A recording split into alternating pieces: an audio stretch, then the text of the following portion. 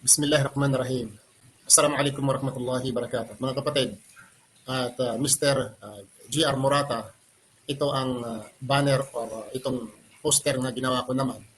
Kung mayroon kang adjustment nito, kung mayroon kang correction, pakisulat lang mo dyan sa comment kung ano ang gusto mong mangyayari. Ako ba ang negative? Ako ba ang affirmative? Ikaw ba ang negative? Pagustuhan kita. Pero kung wala kang correction na gawin, wala kang suggestion, mananatiling ganyan. Anong oras? Sa linggo, alas 8:30 ng gabi, pagkatapos ng sala namin dito. At dyan sa topic ay papatunayan mo nga si Kristo ay naipako sa cross, namatay, at nabuhay muli. Okay? Affirmative ikaw.